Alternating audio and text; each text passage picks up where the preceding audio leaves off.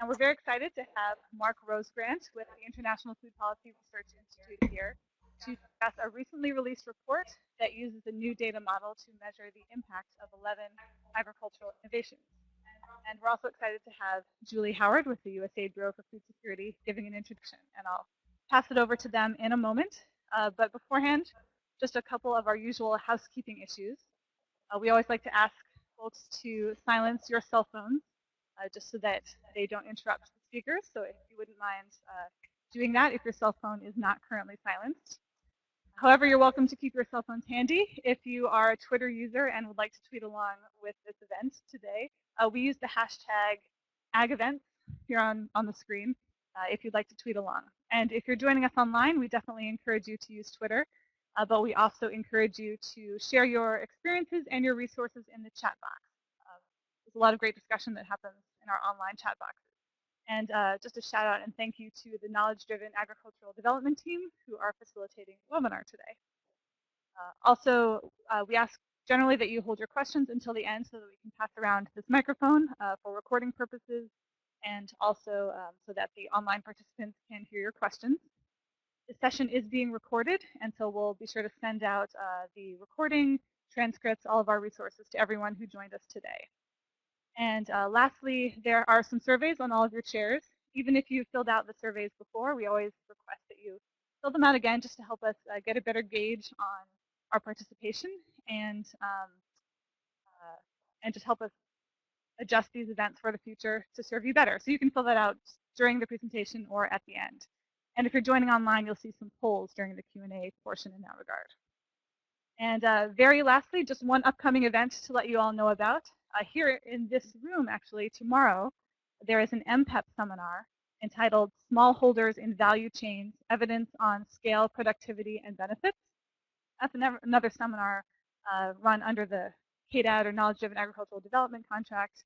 And if you want to register for the webinar, you can do that on microlinks.org. All right, I think we can go ahead and get down to business.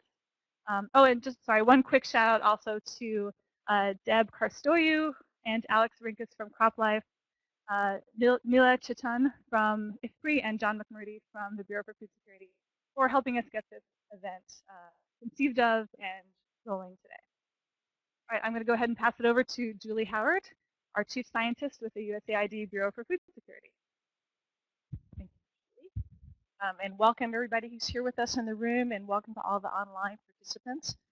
So we're really excited today to have Mark Rosegrant at IFPRI here with us, and more on Mark in a moment. He's going to present the results of their new report. It's a new report, the Food Security in a World of Natural Resource Scarcity, work that was funded by CropLife. And this is a study that measures the impacts of agricultural innovation on farm yields, prices, hunger, and trade under various climate scenarios in 2050, and identifies practices that could significantly. So I just want to talk for a minute that even though this study was funded by CropLife, actually it's already really USAID. So we'll just go through this. Many of you may be familiar with. I'm sorry. Can you just hold the mic closer to your mouth? Thank you. Okay. How's that? All right. Thank you. Many of you may be familiar with the Feed the Future research strategy, which we put together. USDA and USAID held wide consultations with the U.S. university community, the CGIAR, our developing country agricultural research partners, and others. So that was released in 2010.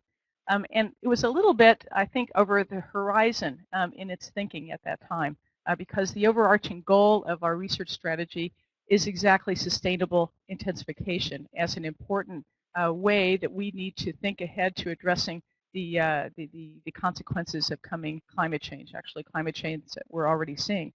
So I think, we've been very busy with John and Rob Bertram and Sarah Moon-Chapitan in sort of reframing our research programs around that guiding research strategy.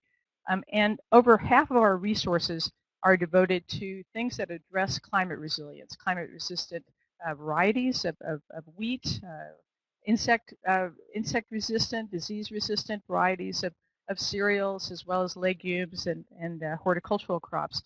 And more than just climate-resilient varieties, we've also put quite a lot of attention to what are the management practices that are going to be important for smallholder farmers.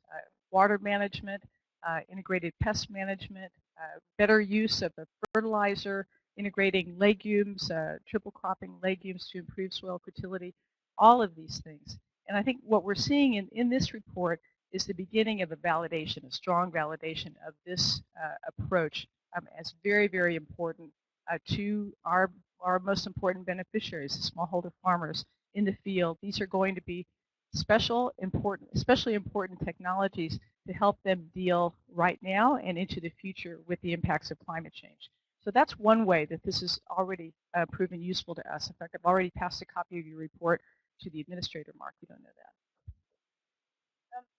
Second, I think this is the law of unintended consequences, but really the funding from CropLife and IFPRI undertaking this study came at exactly the right time for USAID. We in Feed the Future and the Bureau for Food Security have really put a great focus over the past 12 to 18 months on scaling agricultural technologies. About 14 months ago, the administrator in an address at IFPRI headquarters laid out a challenge. Said, the most innovative technologies in the world don't really count until they get out to farmers' fields. So how can we work together, U.S. universities, CG community, developing country partners, to make sure that new technologies are adopted by farmers at scale? So following up to that challenge, we've really been working hard, and IFPRI's been a tremendous partner to us in this area, trying to figure out with countries what technologies are going to be most important for you to focus on, and where are those technologies likely to have the biggest payoff. And it happens that the modeling, this very innovative model that Mark's going to talk to us about today, is exactly helping us. It's already helping us work with countries and work with some of our partners like the Alliance for a Green Revolution in Africa, and sit down with countries and say, here's what we think could happen with this package of technologies. Here's where we think it's most important to concentrate on genetics and water management. So it's really helping even right now as we start to think about where do we prioritize our scaling resources and energy. So thank you, IFPRI, and thank you, CropLife, for that important unintended consequence that's having, I think, already a measurable payoff to us. Okay, so now to introduce Mark Rosegrant, and I actually feel like for most of this audience, probably, Mark, you don't need much of an introduction.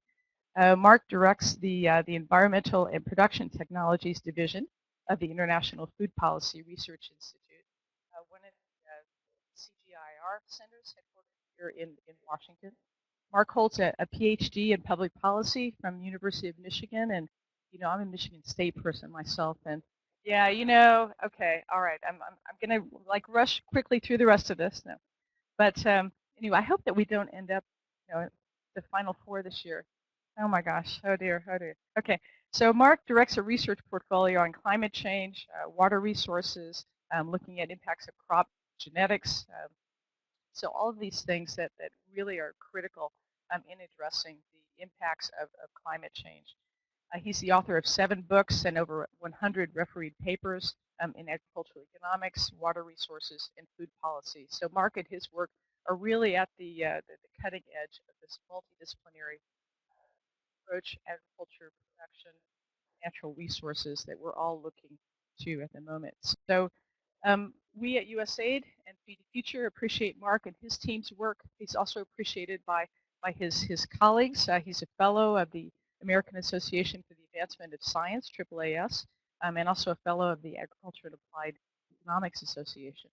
So Mark, thank you and your team for this work, and really look forward to hearing your presentation today.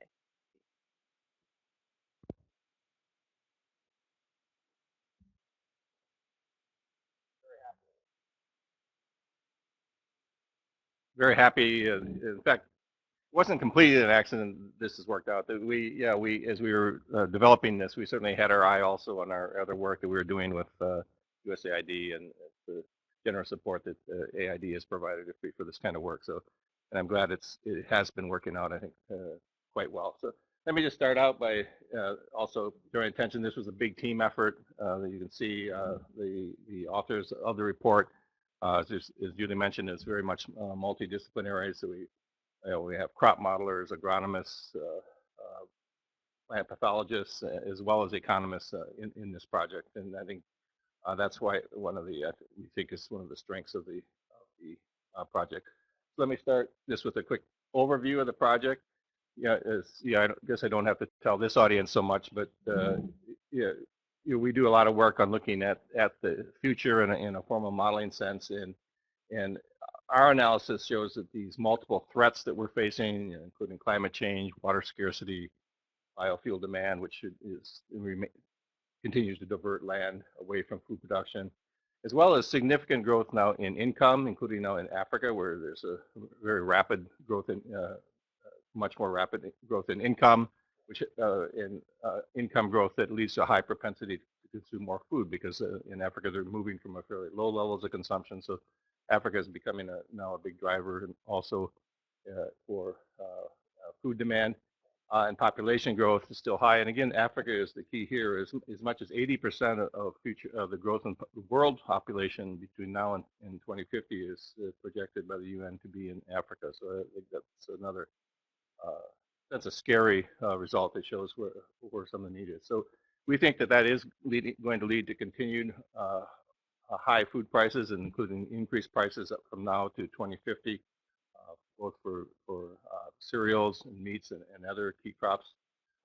In addition, the land and environment is under threat because of the need to grow more food. There's lots of pressure on land, on environmental preservation, potential for significant reductions in forest area, unless we can get more sustainable growth and productivity as well. There's a lot of work that's already shown over years that improved investment in agriculture research, leading to technological change, is a huge game changer in terms of total investments in productivity growth.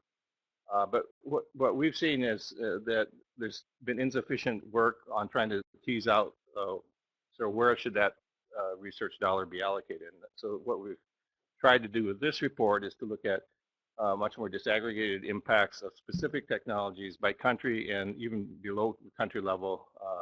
A lot of the analysis here is done at actual pixel level, which I'll describe in a moment. So it can also be disaggregated not only by country, but by agroclimatic zone. The work specifically is it's both a global approach, so we do cover the whole world, but we also, of course, cover regions, countries, and even subnational results. We look here at 11 technologies. And these include, as Julie had mentioned, both kind of farming systems or management techniques, such as no-till, integrated soil fertility management, organic agriculture, precision agriculture, and then combinations of inputs and management, such as crop protection. We looked at 2 higher tech irrigation strategies, drip and sprinkler irrigation, as well as water harvesting. And then we also looked at genetic improvement for drought tolerance, heat tolerance, and nitrogen use efficiency as additional technologies that we evaluated. The assessment includes the 3 main staples, so wheat, rice, and maize. So just quickly to give an idea, I'll go through these. No-till, of course, is using techniques with little or no soil disturbance in combination with retention of crop residues, crop rotation, use of cover crops. ISFM includes combination, trying to use not complete removal of chemical fertilizers, but combination of those with crop residues and manure and composting techniques, again, to try to improve soil quality over time as well as yield. Precision agriculture includes GPS-assisted delivery of ag inputs, but also we're looking here not only at the big high-tech tractors in Brazil and the United States, but lower level technologies of smaller scale practices that still do manage to take into account the field parameters from input to delivery to plant spacing and water applications. Organic agriculture, of course, is self-explanatory without use of manufactured fertilizer, pesticides, etc.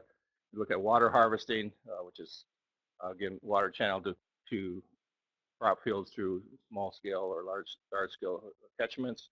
Drip irrigation, where you apply it is a small discharge directly around each plant or the root zone. Again, here this can be not only high technology, but things such as plastic tubing that's used frequently, for example, in South Asia to distribute water.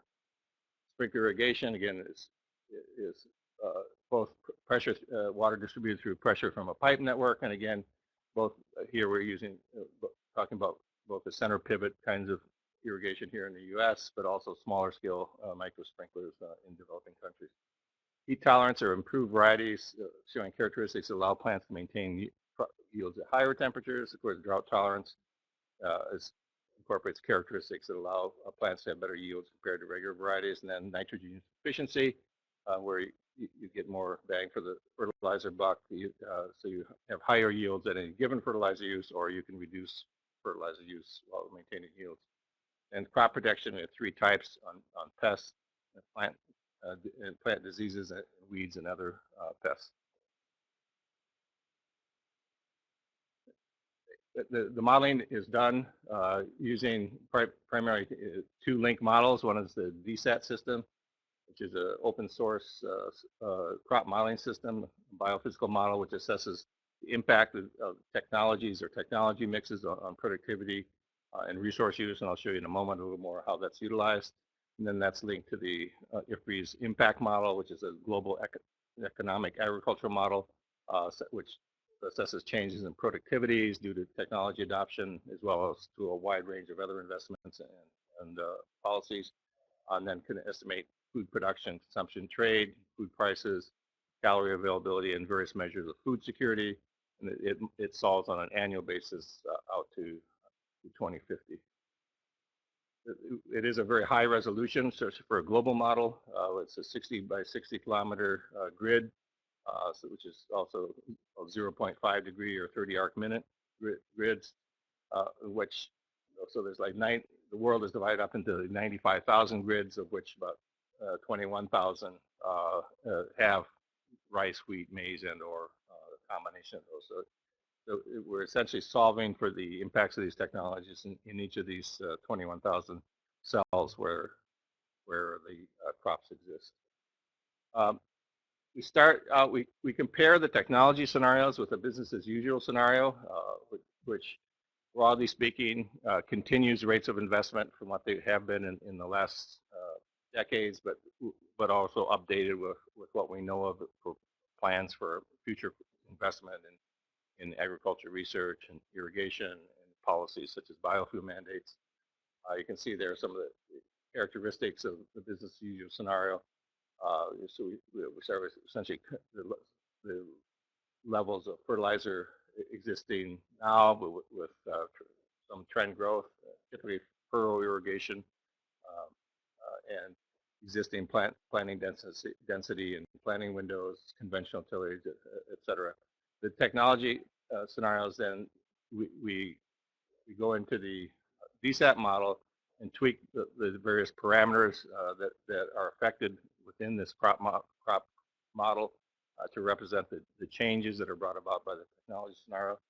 Then we also look at rates of adoption over time of technologies based on yield and profitability of those technologies. We look at 2 different scenarios, climate change scenarios, to make sure the results aren't driven by just the climate change scenario. The one I'll show here is the Morocco A1B scenario. That's was considered a fairly high rate of climate change during the IPCC 4th assessment. It gets about a 2 to a little bit more than 2 degrees centigrade change in temperatures between 2000 and 2050. That's probably now a relatively low level, actually, or low to moderate level based on current thinking. Just an example. Don't have time to show, of course, all these different technology specifications, but just to look here at the drought tolerance to give a sample of how we do these interventions within the DSAT model. So drought tolerance is we model with a combination of characteristics. First, the increased root volume, which show we increase the root growth parameters within each of the crop representations. And we have enhanced root water extraction capability, which is implemented by decreasing lower limits of available soil moisture parameters, so you're allowing them to access additional root water. And then for maize, another important parameter that's what we work on is a reduction in the what's called the ASI, or the antithesis to silking interval, or flowering to silking interval, which is the period in which maize is particularly susceptible to drought. So we implement that by changing the shoot growth rate so as to implement a lower level of sensitivity to drought. The results that are then taken from the DSAT model are, again, we implement the technology strategies and these highly differentiated yield effects.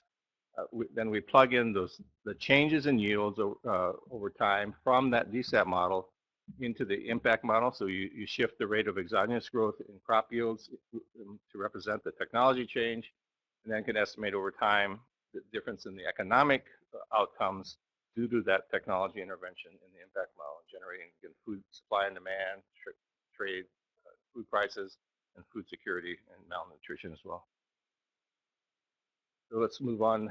That's just some of the key results. And again, we have to show these mainly at a fairly aggregate level, given the time, but the book shows a much more detail geographically as well. Let's look at first then at the global results. So these are from the crop modeling. So these are the potential increases in yield based on the physical changes in the crop model that are introduced by these technologies. And showing here for maize, rice, and wheat. We start out, important one to point out is drought tolerance, which actually looks fairly modest here. You get a 5% higher average yield of maize in 2050, 6% for maize, 2% for rice. It's important to point out, first of all, that's actually a positive effect that it's a positive value at all. A lot of previous analysis has thought that you would actually get an average lower yields from drought-tolerant varieties than you do from standard varieties, because you're giving up a little bit of yield potential for the drought tolerance. But our results don't support that. And moreover, it's worth noting that these do represent average climates that we're dealing with. So we've run the drought tolerance also with simulating drought scenarios. And there you get as much as 20 to 30% in higher yields using the drought tolerant variety than you do with standard susceptible varieties. So you get higher average yields, but in good and significant protection for drought events. Heat tolerance comes out as very important, especially of course for maize and wheat, and that's of course partly because of climate change. These counterbalance a lot of the negative impacts of climate change if you can implement them effectively. Integrated soil fertility management is also one of the very substantial improvements. Nitrogen use efficiency, especially for rice, is high, but also very substantial for maize and wheat. No-till, I guess if there was a surprise to me, the high level of impact of no-till would probably be the biggest surprise. But as we look at it, this is really because in our implementation of this, we do assume that you're maintaining this practice throughout the time period. So it's essential, in fact, that you do that it's a long-term practice. It can't just be, well, you do it for 3 years and then farm policy changes, so you plow under it. So you lose, a lot of that yield impact is lost if you end up using no-till just intermittent. So it really is important that it's maintained. Precision agriculture came off as very positive, and we find it has significant potential in South Asia and parts of Africa as well. And you're in fact seeing precision agriculture already moving in the Punjab. I think that's a story that 5 years ago people would tell me, oh, why would you even think about precision agriculture? It's never going to happen in developing countries. Well, it's already happening, and we think has this potential.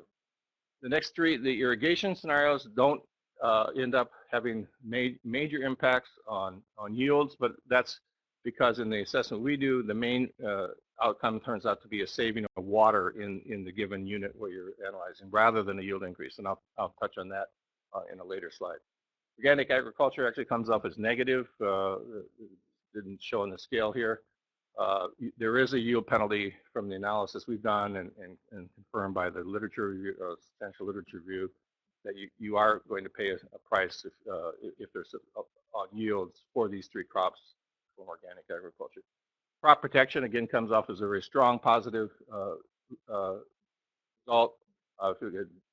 Diseases, insects, and weeds all have substantial gains across the three crops, and if they're implemented on an integrated basis, would have then very substantial increases across these crop protection options.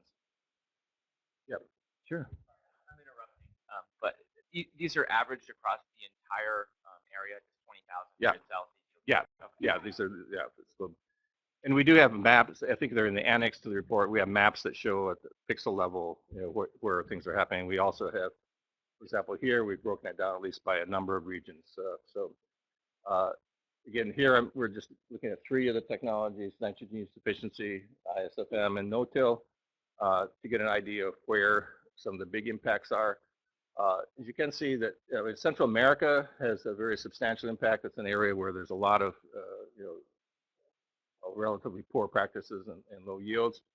But overall, you're also seeing in Africa, the African regions, North Africa, Southern Africa, in particular, very large potential increases from these new technologies. Probably not surprising given the relatively low level, but I think it was a very important confirmation to us as well.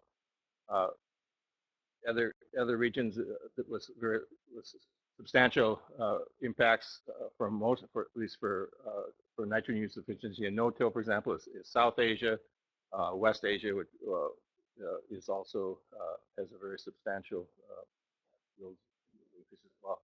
In North America, even there we see, as you can see, that there is potential for substantial yield gains from these technologies. Looking also then, let's look at drought tolerance, heat tolerance, and crop protection disease component here. See again, this confirms that drought tolerance is relatively low. The averages are somewhat higher in hotter regions such as East Africa and West Africa. Heat tolerance is strong almost everywhere except in parts of Europe. And again, you see very substantial impacts in North America. And that's partly because in this climate change scenario, we see maize gets hit very hard in the Corn Belt in particular, with very negative impacts on maize yield. So the heat tolerance then helps counterbalance that negative impact on crop yield. South Asia, again, has a very large increases in yields due to heat tolerance, again, which makes sense, again, given the impacts of climate change in South Asia. And many others, as you can see, have substantial impacts. Crop protection, again, is very solid across the board. Again, the Africa and Asian regions do particularly well in terms of percentage increases. So let's get back to the issue I mentioned in terms of first on impacts on nitrogen use. We looked also not only just at the yield impacts, but where feasible, we looked at the impact of these technologies on nitrogen use efficiency. In a moment, I'll show you the water results.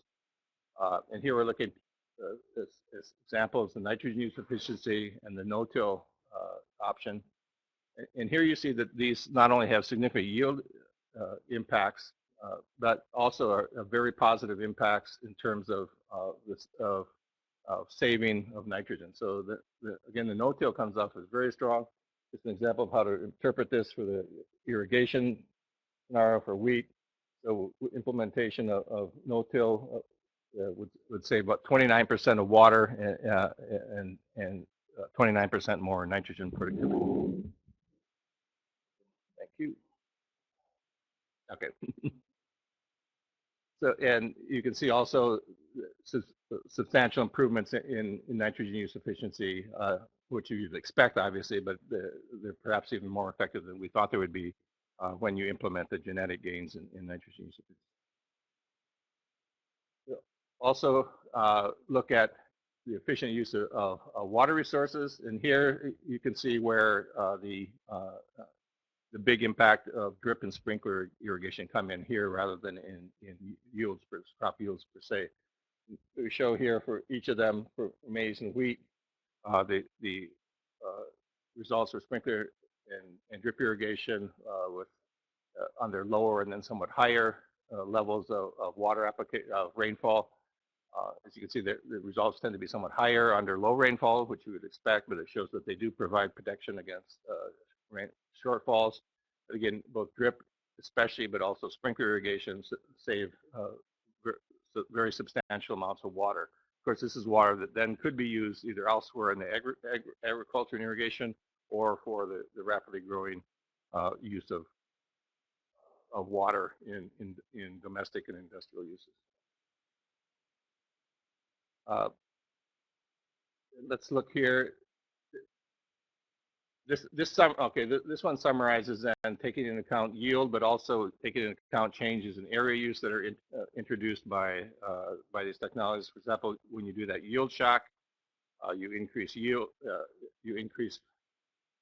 Initially you reduce prices somewhat, and that results in somewhat less use of area, and then there's an equilibrium process over time. But you end up then with a total production, as you can see, worldwide of very substantial amounts. And this also takes into account the economic modeling and the rate of growth and adoption of each of these technologies. Again, the same ones tend to be near the top: nitrogen use efficiency, no-till, precision agriculture, heat tolerance, but also then very substantial gains from the combination of crop protection technologies. In terms of impact, and here looking first at maize, this compares the world price in 2050 under a technology adoption for each of the technologies compared to that baseline or business as usual that I talked about.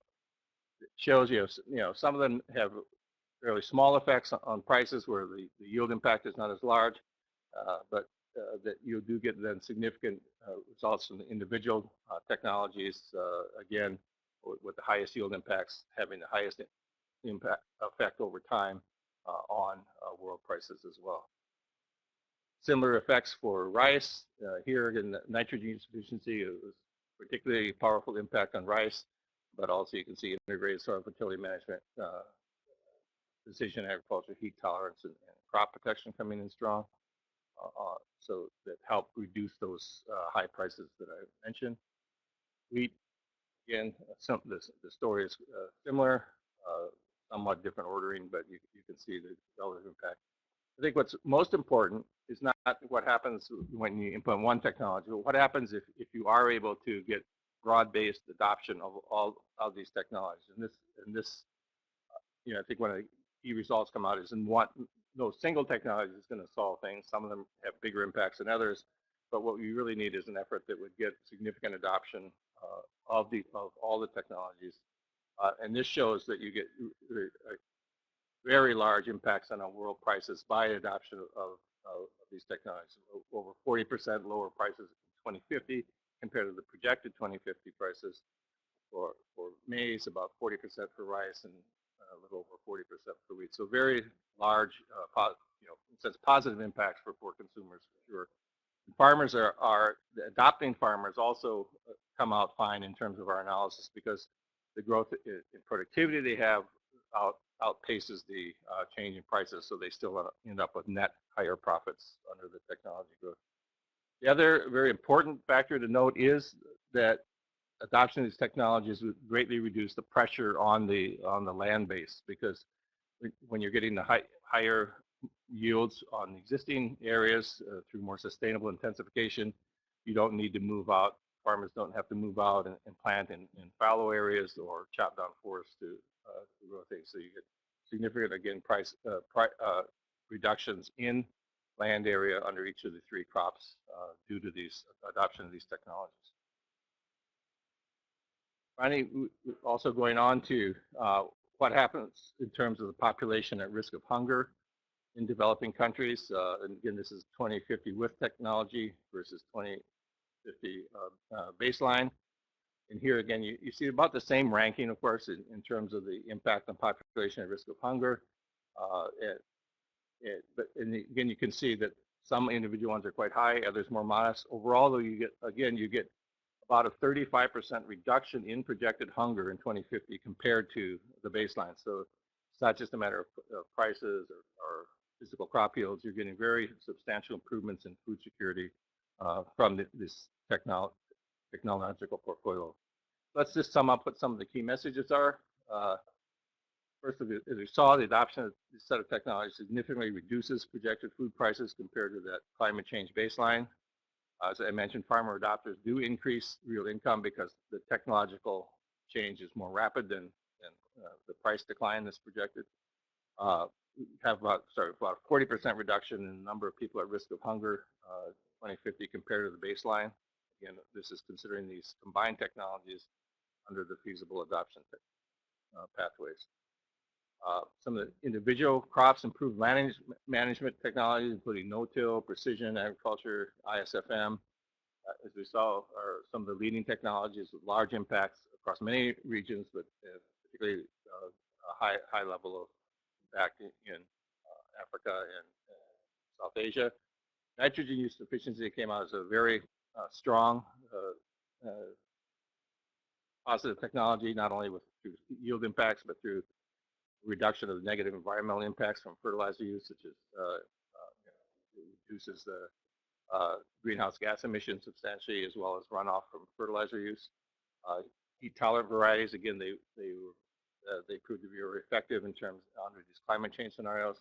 Drought-tolerant, as I mentioned, performs well as susceptible varieties are no drought stress, but with significant yield benefits under drought conditions. Crop protection has strong positive yield impacts as well, and technology impacts are higher with irrigation. One thing I didn't show in the slides is that when you compare the impact of other technologies in rain-fed conditions versus irrigated conditions, these impacts are invariably higher under irrigated conditions where you have more control. So beyond the high-tech irrigation I mentioned, their irrigation itself has a positive impact in terms of inducing higher impacts than the other technologies. We saw the large regional differences in agriculture technology impacts. Some of the targeting would be, for example, heat tolerance to North America and South Asia, drought tolerance to Latin America, Middle East and North Africa and Sub-Saharan Africa. Crop protection came out particularly high in Sub-Saharan Africa, South Asia, and Eastern Europe. We did find it's not organic agriculture does not come out as a preferred strategy for these three crops. There's a lot of evidence that there are niche markets for high-valued wheat and rice, particularly around, for example, the major cities in developing countries.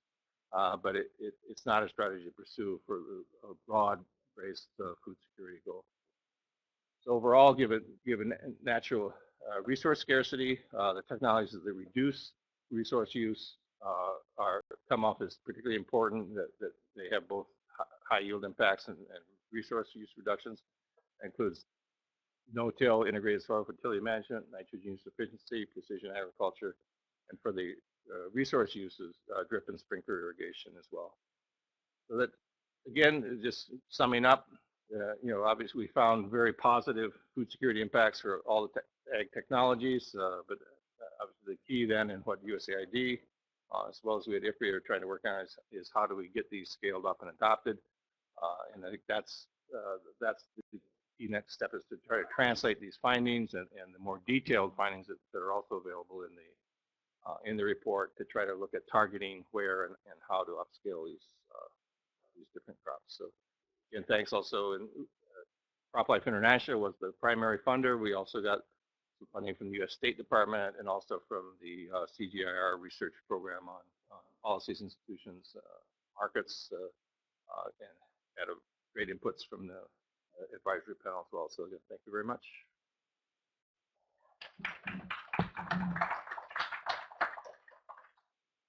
Thank you so much, Mark. That was very interesting. And we have a good amount of time now for a Q&A and discussion session. And also just to point out that we have 74 participants joining us online, which is really fantastic. Thank you all for joining us on the webinar. We'll alternate Q&A between our webinar audience and our in-person audience. And when you ask a question or make a comment, we just ask that you state your name and organization and also use the microphone. And I think it works a little bit better if you kind of angle it towards your mouth rather than hold it. Microphones are tricky. So are there any Yeah, clarifying that's question? a really good point. Yeah? If you could just please hold the microphone close to your mouth. I know it sounds great here in the room, but this is mainly for the webinar participants. Thank you, sir. Got him? All right, we have one back here. My name is Barry Hoffman. I'm with the Bureau of Food Security at USAID.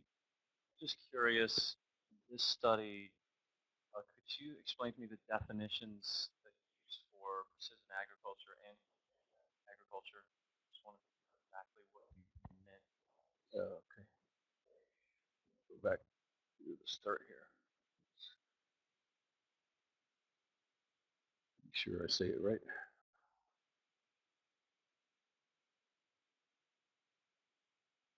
The question is, how did we define precision agriculture and organic agriculture? And I can refer you also to the slide. So precision agriculture is GPS-assisted delivery of agriculture inputs with respect to measurements of the field. So you tailor water applications to where there's less water within your field profile. You use sampling of the nutrient levels to get at how much fertilizer you should put in and so forth.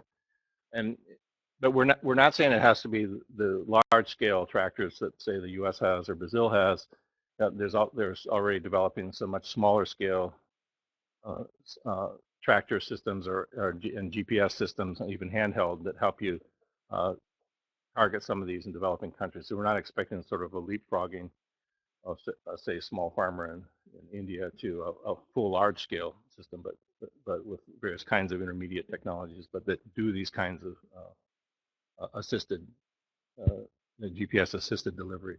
Organic is so it's cultivation without the use of manufactured pesticides, fertilizers, growth regulators, or GMOs as well. In the organic agriculture, are there other inputs that are added to those crops versus the conventional crops that are grown with? Yeah, so what we do, we take the profile of existing or organically managed rice, wheat, and maize so that it has manure, compost residues, and so forth as well as it has a higher use of labor also in management of the crops as well. Yeah, thank you very much. Yeah. We've got a question from our online. All right. Yeah, this one is from Robert Navin, USAID Africa Bureau. Increasing yields are necessary but not sufficient. Have studies conducted financial analyses such as cost-benefit analysis to see what is profitable for different sizes of farms? You're saying, did we do it in this particular study? This one just says, the question just said studies. So if you know yeah, no, I mean, that's essential as well. We weren't able to do detailed cost-benefit studies for each of these. We did do in assessing the adoption pathways. We had broad estimates using expert judgment of the profitability by region of the different crops. But that would be another step forward, I think, in terms of the scaling up process to then get an additional handle on the exact cost-benefit parameters within a given locality, for example, in Africa.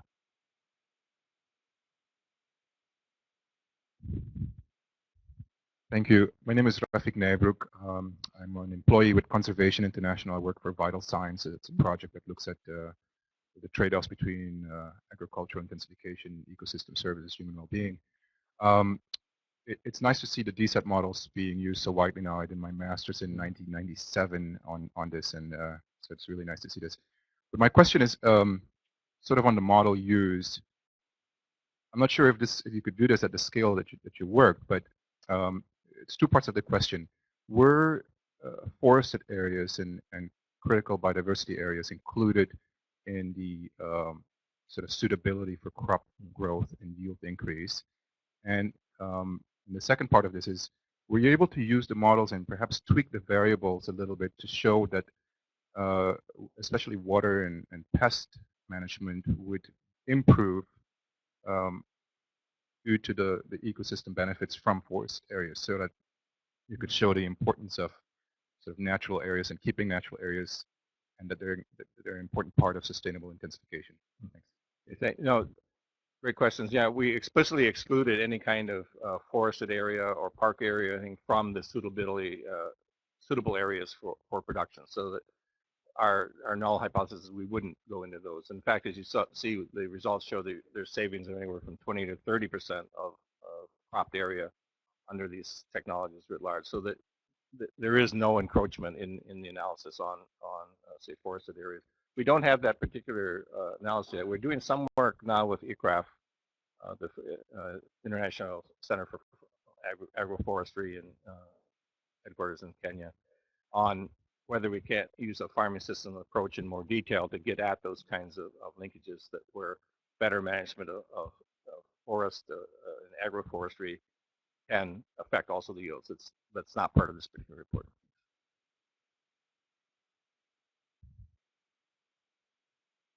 Hi, my name is John Waugh, and I'm with Integra, and I'm staggered by the amount of work that you've put into this. It's a really interesting study, and I'm sorry I didn't get a chance to read it in advance. But a cursory glance I couldn't find very much information on the assumptions that you made about the impacts of elevated CO2 levels on agricultural productivity and also on weeds. Yeah, we do have the CO2 impacts are embedded in the on crop yield are embedded in the climate change scenario, so they're within the baseline scenario that they're included, but we don't have the impact on weeds, and that's another area I think needs a lot more work. Is looking at the impacts over time of climate change, not only on weeds but on pests and diseases. The data isn't out there yet where we thought we could implement it in this phase. It's something that I think would really be an extremely important additional step in this kind of analysis. Sure. I would refer you to work of Lou Ziska at the Agricultural Research Service as a good place to start on that. Yeah, that's a good point. All right, we'll run over to our online audience, and then I'll get you there. This question comes from Agatha Sector, a Natural Resources Officer at USAID Senegal. Where were estimated adoption rates used in the model? No-till technology has been around, but not easily adopted for a variety of reasons, including labor costs, a lack of understanding. And then the question was seconded by Philippe Chabot, who asks, can the presenter talk a bit about the transferability of no-till? This is a system usually used with large machinery. How easily is this transferred to smallholder systems?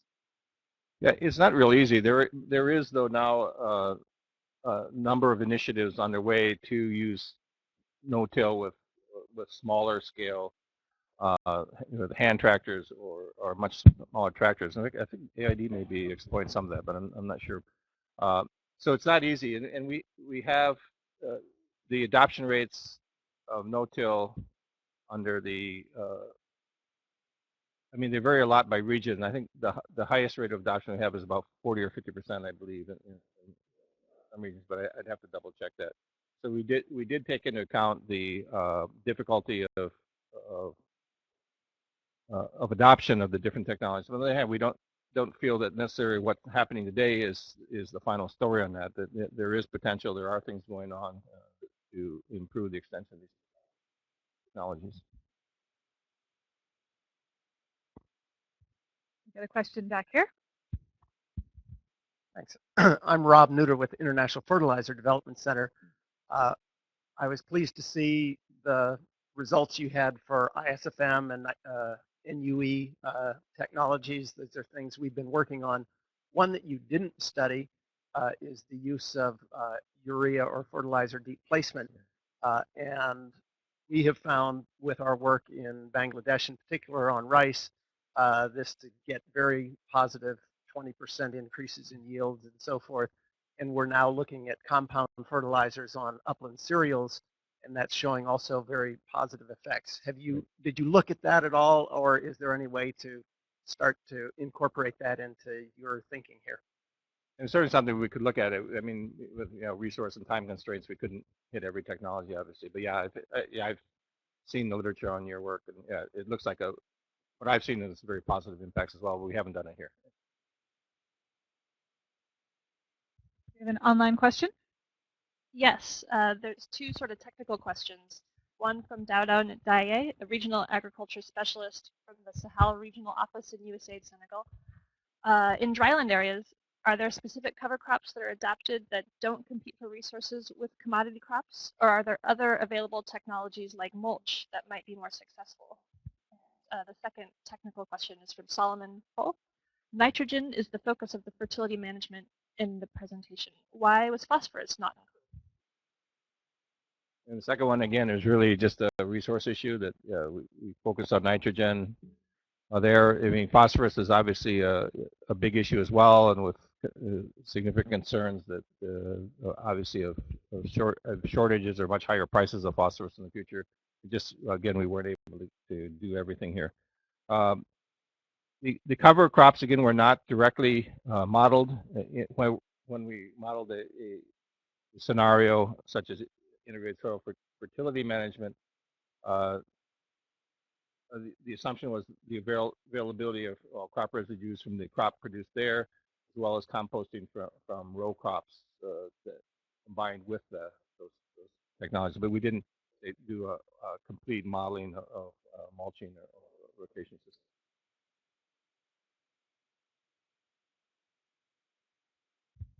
I'm John McMurdy. I'm also from the Bureau of Food Security at USAID. I have two questions. Maybe the first question would be interesting for folks to hear was kind of more general. What was the kind of the process for prioritizing which technologies you included in the study, which were in, which were out? And the second was kind of a more specific question. I saw in the presentation discussing the impacts of no-till. It was very heavy on wheat and maize, but no impact on rice. Was that something that was not included, or just all of this work on direct seeding in rice didn't come out to be beneficial? Scarier for what everyone's doing in South Asia, worth it or not. Yeah, we didn't look at the combination of direct seeding with no-till. I guess we didn't visualize that as a completely no. Yeah, sorry, perhaps we should have. Yeah, so this is not an evaluation of direct seeding that we have here. Yeah, I mean, in terms of the overall, I mean, a lot of it was due to expert judgment, discussion with within and with the advisory panel as well as to what we thought would be the higher potential technologies, but we also wanted to get a range of technologies that included not just sort of high science technologies, but also farm-based cropping systems as well. So we wanted a range of types of systems, but one that seemed to have significant potential as well. So by nature, though, it's limited. We could do a lot more of this, but if you want to send us another. Yeah, I think there's a lot of potential. We've heard several questions here that already indicate the potential for additional work along these lines. And so just, I guess, a follow-up question, and this is a question, I guess, partially for you, partially like the funders, whomever, or, what do you view as some of the uses of this kind of work? Is it, working really to kind of push this information out to host country governments? I mean, certainly people like us can, USAID folks benefit tremendously, but sort of other areas where you want to kind of utilize this information to drive changes in behavior. Yeah, I mean, we're looking both at sort of the international organization level, so we're making a number of presentations to the World Bank, the UN agencies in Rome, a number of major conferences around the world that bring people and private sector together also. So we're also reaching out to the private sector. Then we also plan to get these results out. In fact, we're already doing that in some of our projects at the country level in the developing countries. I mean, I think it would be a great, for example, to take up a lot of these results in the technology platform work we're doing with AGRA. And so we see that as a very natural extension in providing parameters for where potential technologies are, and so target areas for actual case study approaches then to taking this the next step to scaling up. This question was asked by two folks at Peace Corps, actually. Kevin Fath, a volunteer in Jamaica, and Daniel Stormer, a Peace Corps Food Security Program Assistant in Senegal. Which of these adaptive technologies are most easily adopted by smallholder farmers? Of those that have or likely will have a slow rate of adoption, what approach or which actors do you feel will diffuse the innovations best? I mean, that's a great question. I mean, the easiest ones to adopt once they're developed are the improved seed varieties, and that's things like drought tolerance, heat tolerance, and nitrogen use efficiency because they're embedded in the seeds. So essentially, they're turnkey technologies. But then, of course, the constraint there is getting these technologies to develop for the conditions in developing countries. And there is, I think, encouraging work going on in Africa and in many countries in Asia to bring sort of characteristics of, say, heat tolerance and drought tolerance and adapt it to the background varieties that have the highest potential in the individual countries. So I think heat tolerance is already being tested. Drought tolerance is being tested in a number of countries, developing countries, and I think significant improved varieties will be available in the next 3 to 4 years. I think nitrogen use efficiency and heat tolerance are a little bit further down the line, but the progress is very substantial.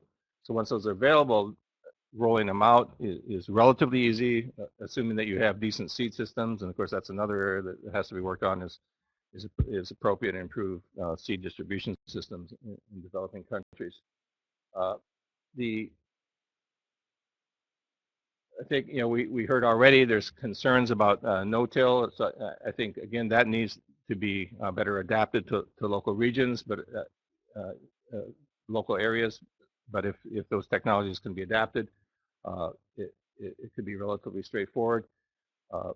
Precision agriculture, again, it needs some development because, to get at what you might call low-tech precision agriculture. Though the other aspects you're seeing is in parts of Asia and Latin America is that you're seeing consolidation of farm management sizes, not of farm holdings. So you still have small holders owning the farms, but you're seeing increasingly that the farms are organized as somewhat are managed at somewhat higher level, higher farm size, and then contracting out services like for example in India, laser land leveling is being done on contract basis as well as various kinds of plowing services. But again, some adaptation is necessary. Let's see what else we got here. So again, I'm not. All of these will need some work, but several of them I think are ready to move out fairly rapidly. But you do need to work in the local regions, and I think in terms of who can do it, I think extension systems in many of the areas we all work in, the public ones are essentially broken. So I think you need to do a much more combination of work with NGOs that are working in specific areas. To some extent with private companies that have an incentive to promote, for example, improved seed varieties. They've been effective in some regions, and you're seeing, I think, some useful partnerships between private sector and NGOs in regions as well.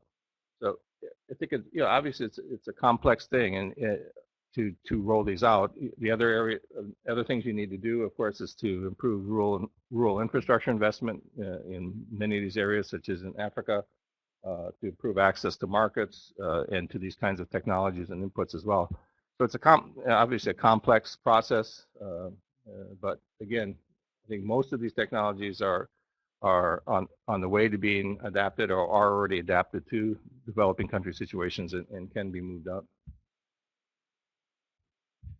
Question back here. Hi, my name is Jeremy Foster with the Energy Division at USAID. Thank you very much for sharing the findings. I also have a question about the next steps in terms of adoption strategy. Very interested about the energy inputs and the costs associated with that with adopting new technologies. And outside of irrigation and water harvesting and pumping, from your own experience, where have you seen those technologies that you think will require the most or most energy intensive and will require the most energy input?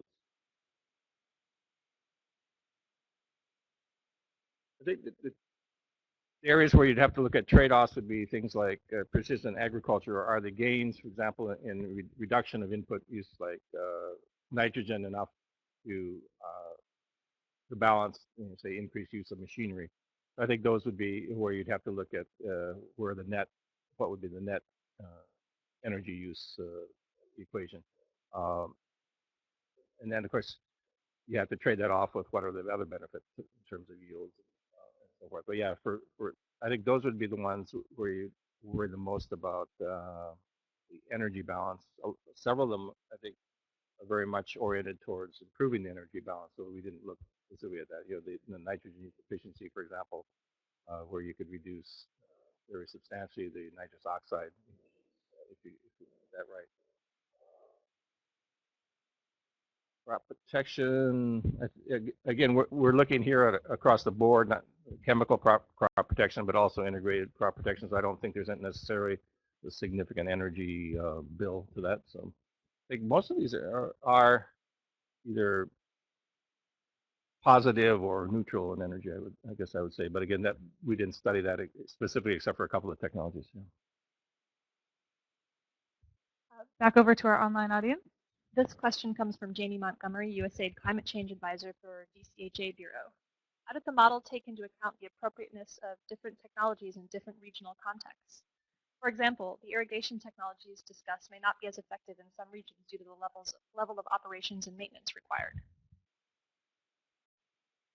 Right. Well, yeah. So we did analyze them at this 60 kilometer by 60 kilometer level. So we took into account water balances in those regions, initial input use in each region as well.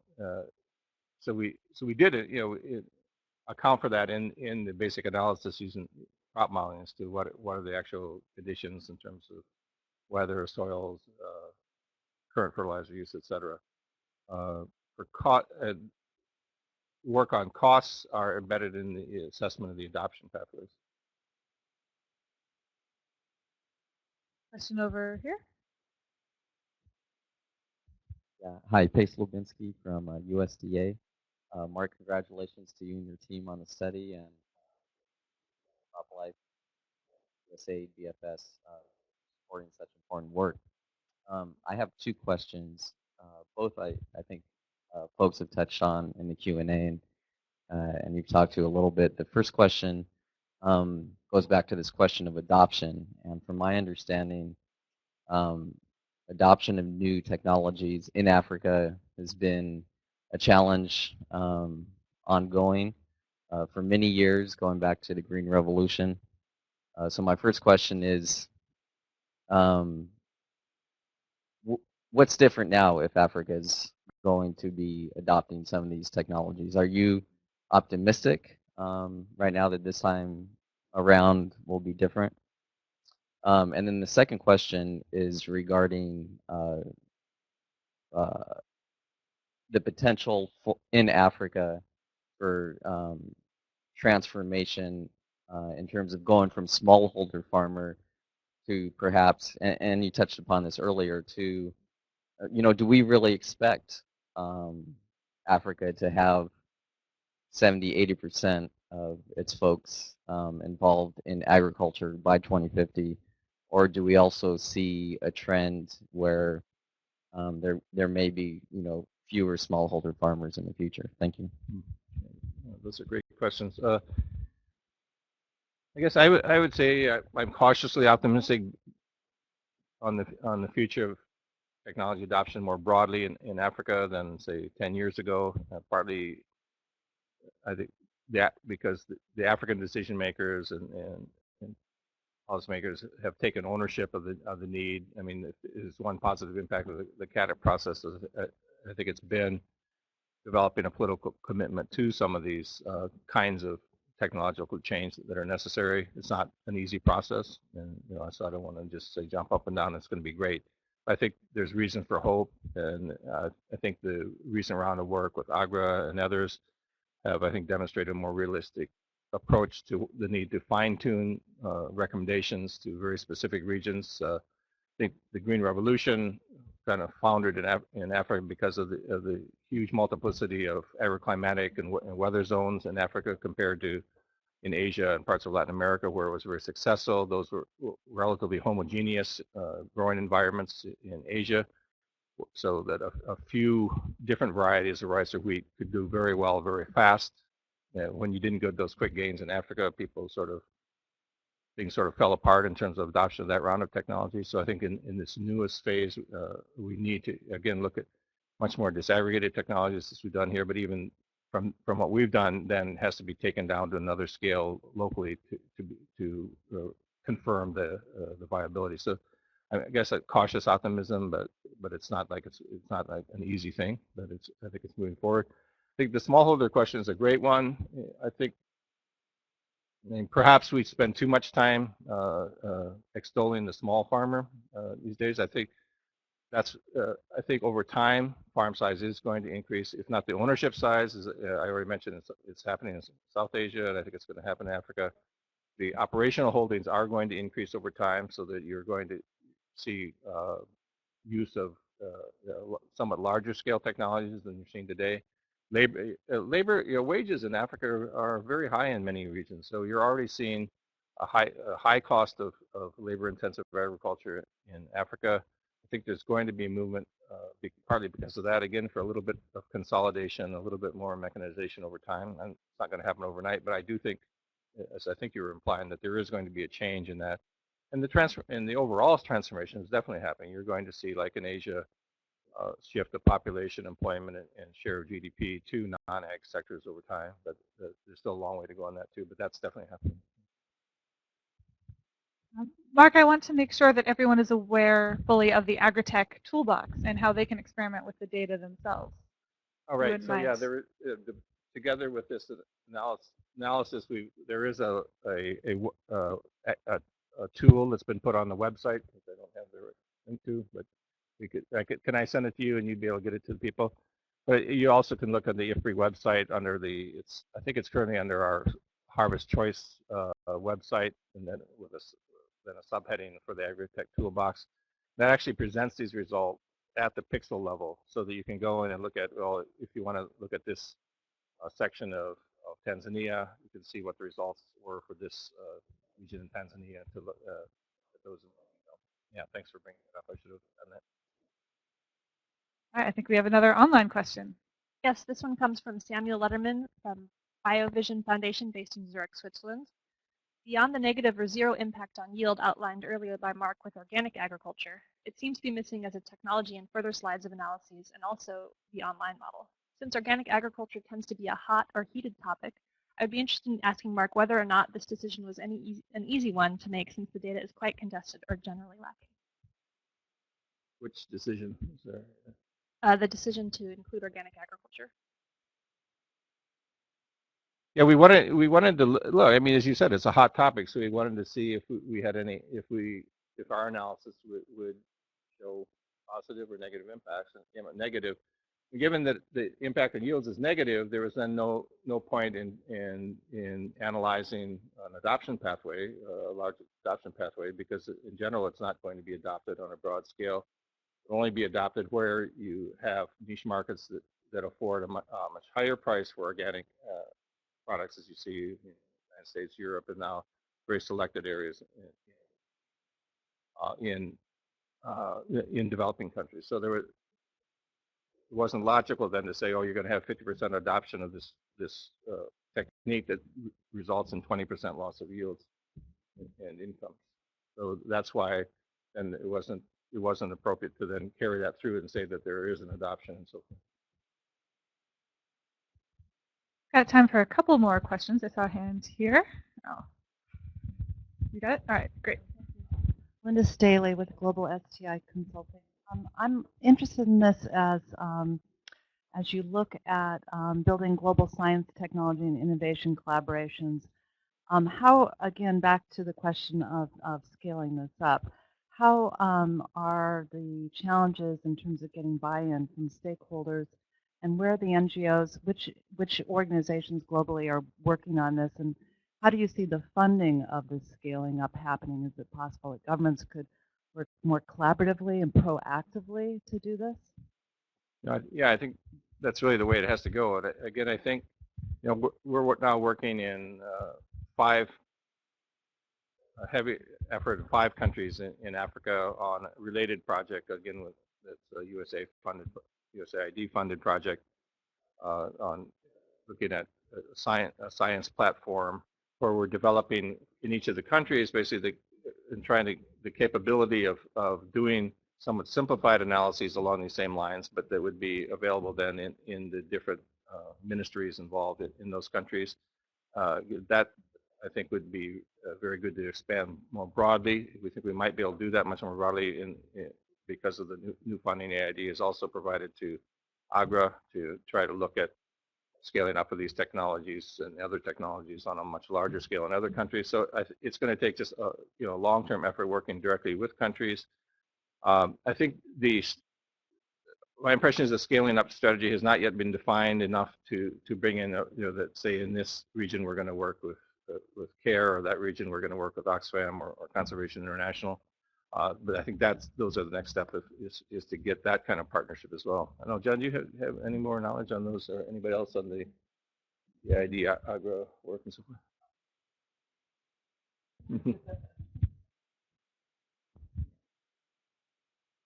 Flop around a little bit in this answer. It's certainly hard to generalize on kind of the types of partners because it's tremendously different depending on the particular commodities. We have, for example, the real effort of AGRA is on seed technology. So in the case where they're really looking hard at maize, it's very much a partnership with kind of the small private sector. Those are their big partners providing support to make sure you can get good seed production of mostly hybrids, but also open pollinated maize. When it comes to the more orphan crops, working on a lot of legume crops, then it's certainly a broader group of stakeholders that they're working with to get this out. Certainly the NGO community, the public sector that's in some of these focus countries for scaling.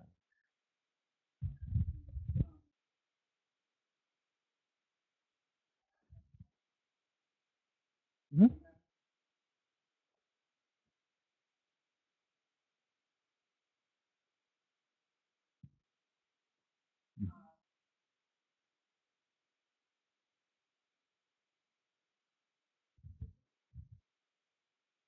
Hello. Okay.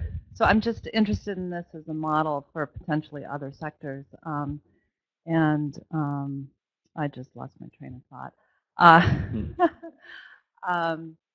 So at AID, I understand that you're in the the timeline. I was curious about the timeline. Do you see this happening in the next 2 years? This sort of global scaling up. When are these seeds going to be ready? I'm curious. This is probably more a question to the speaker. Well, I think some things are ready. I mean, there are some drought-tolerant maize varieties now in developed for specifically African conditions that I think are scalable. But whether what exactly the adoption pathway would be the next 2 or 3 years, I'm not certain. But again, there are partnerships to produce the seeds, high-quality seeds, and distribute them. There still has to be, I think, a lot of information campaigns and demonstration, use of demonstration plots and so forth to show the effectiveness of these. So, but I think it's ready to scale up. It's not something that happens overnight. I mean, I think Mark's exactly right. It's not a binary thing when it comes to, for example, the drought tolerance or the heat tolerance. We're kind of making sort of small steps year by year and getting materials out that are slightly more drought tolerant or slightly more heat tolerant. So it's not yes or no. It's just to make that faster. Yeah. Just one quick clarifying question. Mark, you were mentioning some countries that there were scaling technologies that were happening. By which countries you were referring to? Let's see. I mean, certainly India is doing quite a bit along these lines. More, it's not that they're being necessarily pushed, but the private sector there in the ag sector, particularly in the Punjab area, for example, or some of the advanced rice areas in the south, it's really private farmers and working with extension agents as well are moving forward with some of these improved seed varieties and some of the more advanced technologies as well. There's some movement now in adoption in I think Tanzania and Kenya are moving a little faster on for example, I'm looking at the drought tolerant varieties. Some parts of West Africa, like Burkina Faso, have moved forward on some of the crop protection issues as well. Let's see where else. I mean, South Africa, the Republic of South Africa is well ahead in some of these areas compared to some other parts of Africa. So I guess those would be some of the key ones. On irrigation technologies, Morocco and Tunisia have moved forward as well. And then I've also got a couple quick technical questions. The first is from Steve Lynn, from an independent agribusiness consultant from Brattleboro, Vermont. Is the suggestion that drip irrigation is appropriate to cereals? I've only seen that used with high-value horticultural crops. And then the second one is about millet and sorghum. There are very important dryland crops. Are there any plans to look at these using your methodology? So could you say the second one again?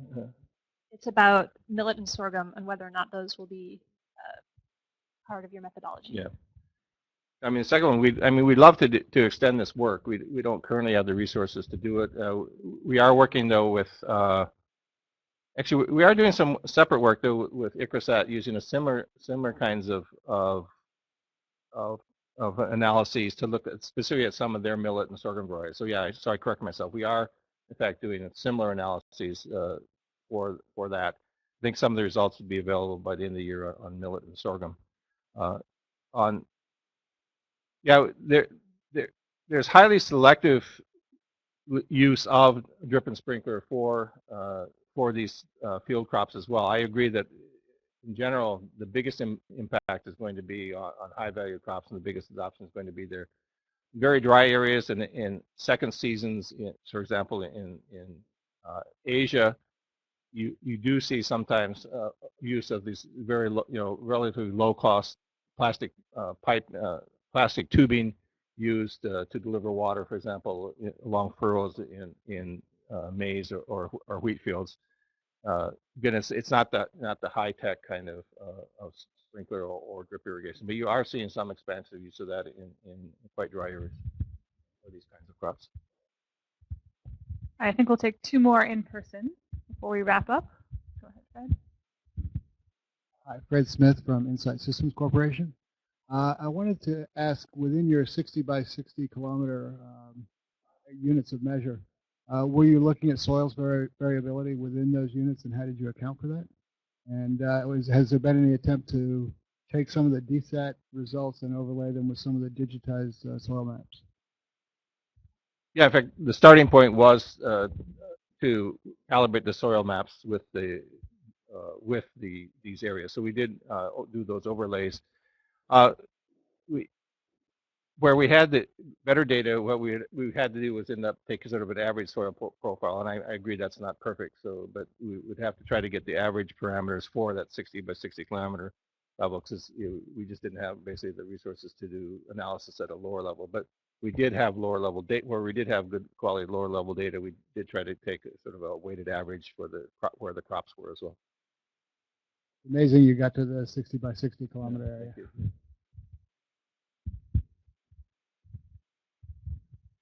Sarah Durso from NCBA CLUSA. I just wanted to say I'm very pleased to learn about the individual technologies contribution to yields, because what we do in our projects with USAID Feed the Future projects is we tend to work with a package of technologies, conservation, agriculture. So it's good to know which of these individual techniques or technologies contribute the most in terms of impact on yields. I was just wondering, with regard to crop protection and soil fertility, do you see any sort of way that working on increasing the soil fertility is impacting on increasing the ability to manage pests and weeds and things like that? And when you sort of disaggregate these two effects, how is it that you can make a differentiation between the effects of soil fertility on crop protection and the other techniques on crop protection? I mean, just technically, I mean, you hold in the modeling, and it's not a great answer, but you hold those other things constantly. So you would hold the parameters for soil fertility constant while you implement the impact on crop protection. as well. We did do a few combined scenarios also that are in the report that I showed. I can't remember honestly if crop protection crossed by soil fertility is integrated soil fertility is in there. In some of those, we got that the net effect was somewhat higher than the individual effect, so there were some synergies. In others, there didn't seem to be much additivity. And whether that's partly a limit of the ability of these models to capture cropping systems, or I'm not too sure. So, but we could check on whether there is some if we looked at that particular combination. We've got another question from Robert Navin of USAID Africa Bureau. Post-harvest losses are generally said to be about 30%. Have you looked at this, given that eliminating or reducing this would exceed the yield increases described in many of the technologies you researched? We're starting another project to look specifically at post-harvest losses. My initial opinion from my reading is that the ability to gain through attacking losses is much less than some of the current literature is implying, which seems to imply that you can do it almost costlessly and that you can get all of that 30% as well. And clearly, the economically attainable reduction in losses is much less than those total levels that you're talking about.